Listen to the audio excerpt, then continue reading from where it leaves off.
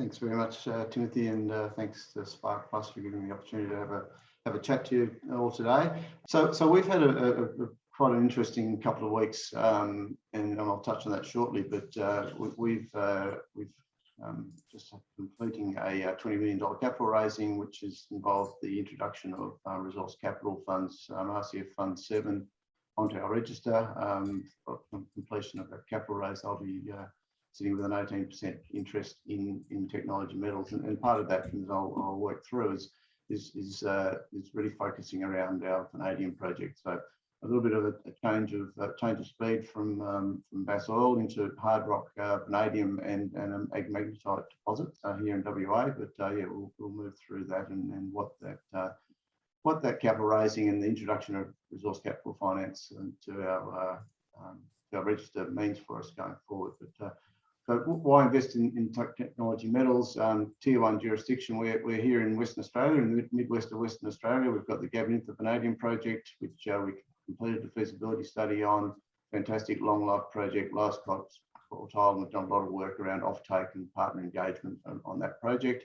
As Timothy alluded to, we've also got the Yarrabah Iron Vanadium project, which we've been working towards development as a magnetite, as an iron ore project with some vanadium credits. Now, I guess one of the big drivers of our business in the medium term is really around how we can be part of the future energy solution and how we can contribute to moving towards net zero over a period of time. Also, nationally significant projects, and we'll touch on that a bit more. But we're looking at a very long life project development here in Western Australia, which is going to have a meaningful impact on the economy in our part of the world over a long period of time.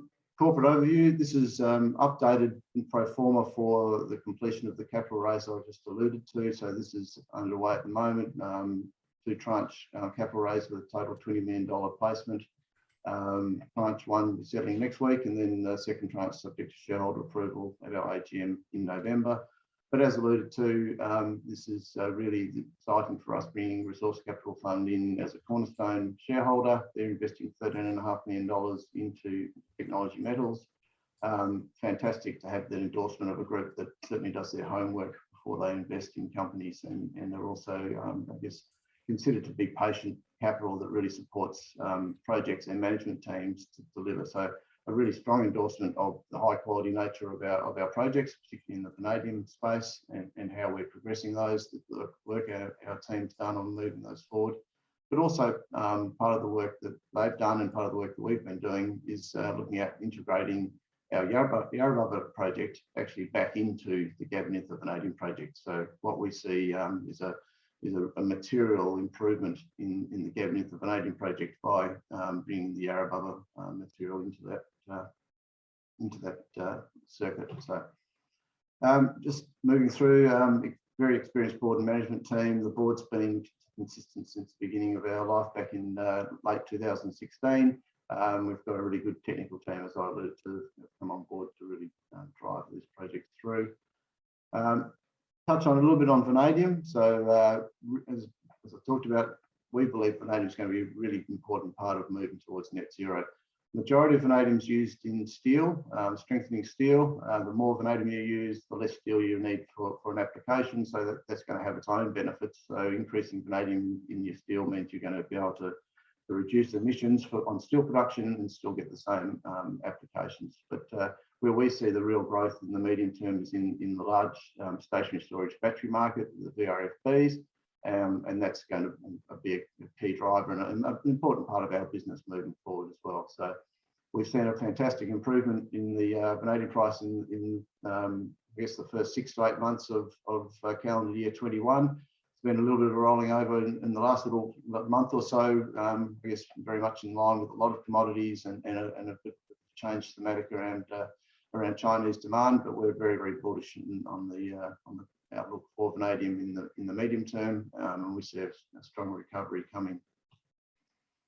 So the VRFBs, they are a large-scale stationary storage solution. They're not going to compete with your lithium-ion batteries. They're not going to be in EVs or your handheld devices. These are designed to link up with renewable energy sources.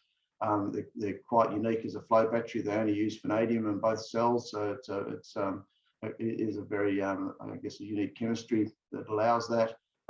Very long-lived batteries, don't degrade over time. It's the safety, they don't catch fire, and very sustainable. So the vast majority of vanadium in a VRFB is recyclable at the end of the battery life. So your vanadium going in there, there's no major impediments to actually pulling that out and reusing that either in future batteries or back into the steel industry. So a really fantastic attribute for these batteries moving forward. So a lot of deployments of these batteries over time. They were invented back in the mid-1980s, and they've been rolling out for some time, but gathering pace as we speak. There's been a lot more interest in the battery space in the last year or so. Just a snapshot of some of the installations that are either in place or are rolling out as we speak, but there's a very, very large number of these batteries deployed. I guess the key considerations there is look at the size of those batteries. The one operating in Japan is around a 60 megawatt hour battery as it stands. The large battery being built in Dalian up in China, 800 megawatt hour battery. So these are fantastic, huge installations, and they use a large amount of vanadium per installation. I won't dwell too much on this. I've already mentioned that the real key for a vanadium flow battery is that you have vanadium on both cells, both the positive and negative vanadium. So it's a far better solution from a chemistry point of view. But yeah, probably don't have the time to get too much into the actual workings of the vanadium redox flow battery. Our projects, so as I mentioned, we're in the Midwest of Western Australia, up near Meekatharra. Fantastic place to be developing a project. Gabonintha, some of the metrics from the feasibility study that we completed back in 2019. The MPV, IRR are all related to an $8.78 per pound long-term vanadium price, so a flat pricing, which is just a bit below where the current spot price is. So it's a pretty good sort of level to be evaluating our project on. That study is completed. We're effectively shovel ready for that project.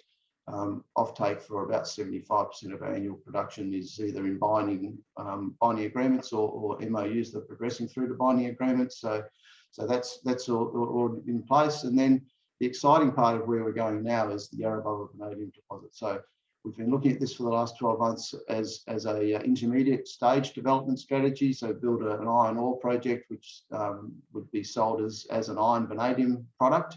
But what we're seeing, and we'll touch on it further, is that the value of that concentrate is we extract far more value of that material by putting it through our Gabonintha vanadium circuit rather than selling it as an intermediate product. So that's what I guess the new investment that's coming in from RCF is really supporting us in that strategy of integrating Yarrabah back into what will be an enlarged, enhanced Gabonintha vanadium project.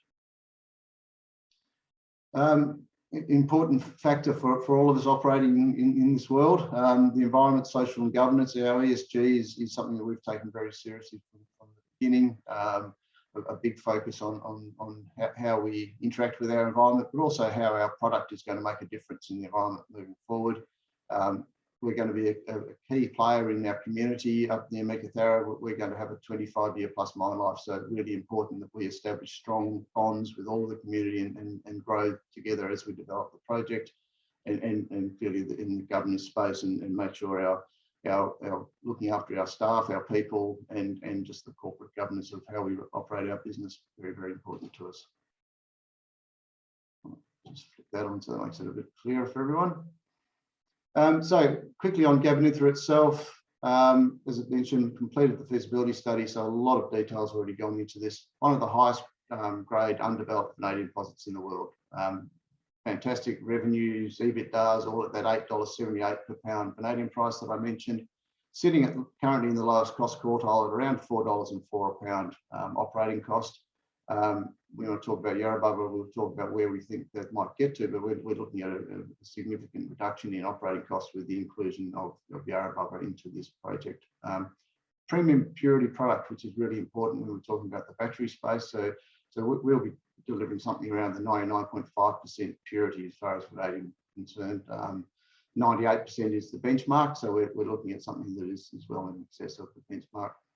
And I guess, being, as I mentioned, shovel ready. So mining licenses are granted, environmental approvals are progressing really well. So we're going to be in a position where we'll have all of our permits and approvals in place, and expecting the first half of next year ready to start development of this project. And importantly, for this project, we've got a gas supply MOU in place with a group called APA, which will provide the infrastructure to deliver the gas to the operation. That's sort of a bit of a snapshot of all the parties we've been engaging with over the journey with Gavinintha. So as I mentioned right at the very beginning, this is a very important project from a state and an Australian point of view, development point of view. So we've got really good support from the West Australian government around lead agency and the future battery industry. Really good engagement with Northern Australian Infrastructure Facility, which we'll be looking at as an interesting key component of our funding solution for Gavinintha as we progress. And then a range of other vendors and suppliers that have been fantastic supporters of the project and will be key parts of that as we move forward. Now onto Yarrabah. Now I guess this is where we've had a little bit of a change, and the people who have been following the story over the last few months have been looking at us as developing this as a high purity iron vanadium magnetite product. As it says there, we can produce a really nice, 63% iron, 1.6, 1.7% V2O5 magnetic concentrate. The work that we've been doing and some of the work that RCF have been doing in their assessment of our project is saying, well, that grade of vanadium is in our product at Yarrabah is significantly higher than what we have at Gavinintha. So the expectation is that that's going to have a material impact on the economics of the Gavinintha vanadium project. So as it says, concentrate grade is one of the key economic drivers. So typically for Gavinintha, as it stood within the feasibility study, we're a 1.3 to 1.4% V2O5 feedstock. We're now looking at something closer to 1.6, 1.7%. So material change there, which gives us a real fantastic opportunity to reduce our overall operating costs, reduce the payback period for the project, and therefore reduce the overall development risk of the vanadium project. But I guess importantly, and there's been a little movement in the timelines because of this, we're now doing an integration study, or we're about to start an integration study of bringing Yarrabah into the Gavinintha feasibility study. So that's pushed the feasibility study back by probably about 6 months, but what it will deliver is we believe is a far better outcome as far as an integrated Gavinintha project. So some of the key parameters here. Some of the important things to understand is that Yarrabah is hosted within the same ore body as Gavinintha. So we're not expecting any material variances within the metallurgy and how it responds. The key variance is in the additional grade that we're going to get in our concentrate at Yarrabah versus what we've been seeing at Gavinintha. So very high in situ grades. We still retain the ability to separate the titanium. That's something that was a key part of the Yarrabah iron project. We now are looking at that as a potential additional product stream from the initial period of development at Gavinintha. We'll be able to separate a titanium feed and produce a titanium product. Very simple open pit mining. You can see the profile of the ore body is very supportive of a relatively low strip ratio open pit mining scenario. You can also see potentially on that cross section the very shallow oxidation profile. That's a real key in keeping both our capital costs and our operating costs at a level that is very, very competitive with our peers. Again, those who have been following us are aware that we've been doing a lot of drilling in the first half of this year. Those drill results have been received, and we've announced that data out into the market on results for Yarrabah. Some really exciting thick intersections of mineralisation, good high grades, great widths. That's all being factored into a resource update. So that resource update is I think I've mentioned in a previous interview, that's imminent. So that's in the next few weeks, we'll have that resource out, and then that will flow through to a reserve update. And all of that updated, particularly updated reserve, will be part of the integrated study into Gavinintha. So flowing through into Gavinintha feasibility study. As I mentioned, the titanium byproduct, we still expect to be able to achieve a significant byproduct credit from the titanium feed during the period that Yarrabah is the primary feed into an integrated Gavinintha processing circuit. So what's the strategic plan? And I guess the rationale for what we're doing now is looking at this integration of Yarrabah into the Gabonite vanadium circuit. So rather than having the two distinct projects, we're now looking at merging Yarrabah into one large project. Touched on that much higher grade concentrate, which is the real key, and that's going to give us enhanced efficiencies and the expectation with a 25% higher head grade going into our processing circuit that we will then reduce our operating costs. Now, we need to do some work in our studies to address exactly what that's going to look like. We're expecting a material improvement from what we had in the Gabonite DFS. You can see also the tonnages of V2O5 contained within our existing reserve. As I mentioned earlier, we're about to bring out an update in the Q4. We'll have an update on our project reserve, but we've already got 350,000 tonnes of contained V2O5, and that we will believe with the increased reserve coming will comfortably extend our mine life out beyond 25 years. Importantly, because of all the work we've done on the feasibility study for Gabonite, we are very advanced. You know, I touched on mining leases, environmental approvals, offtakes, all those things that are either in place or very advanced, enables us to be in a position. So once we've completed this updated feasibility study mid-year, we expect to be able to move very rapidly into a development decision for Gabonite. I guess market relevance, again, touching on how important we believe vanadium is going to be as we move to net zero. As our reliance on renewable energy increases daily, we need reliable storage. So having a battery that can be storing the same amount of energy year on year for 20 years is a fantastic place to be. So really, really important.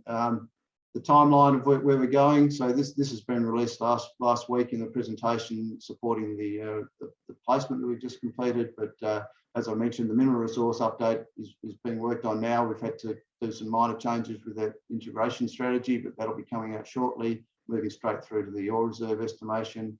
We're looking at doing some additional test work for Yarrabah, just confirmatory work, just to make sure that that material performs as we expect it to through a Gabonite vanadium circuit, and then looking at delivery of the DFS around about the middle of 2022.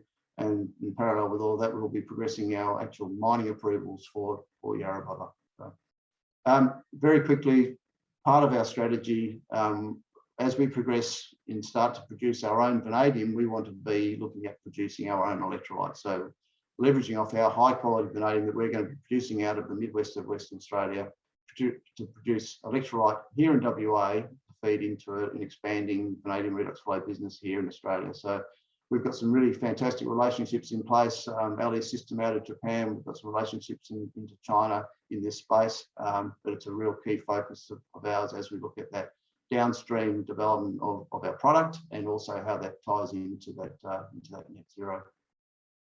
So just to sum it all up, compelling investment, certainly globally significant, a greater than 25-year mine life in a critical mineral that's getting a lot of attention globally. We've attracted a strategic investor onto the register with RCF Fund 7, which have a long-term focus on supporting the development of projects. Touched on the critical metals focus, really just recent conversations coming out of the US around support of that of critical minerals, and also just recently out of the federal level about some funding ability for these sort of projects. Very focused on delivery of our projects. We've got a great technical team that's going to be able to work through and deliver on that, and we believe we're in one of the best environments in the world to be developing projects. So thank you very much for that, and open to questions.